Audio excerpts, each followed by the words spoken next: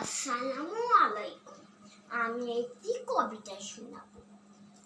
টুঙ্গিপাড়ার ছেলে লিখেছেন অসীম শাহ।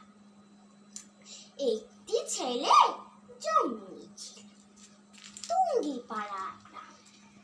সেই ছেলেকে চিনতে সবাই শেখ মুজিবুর।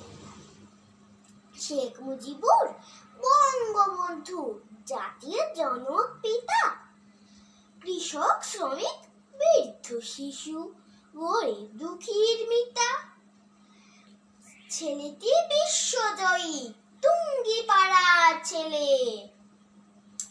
হাজার বছর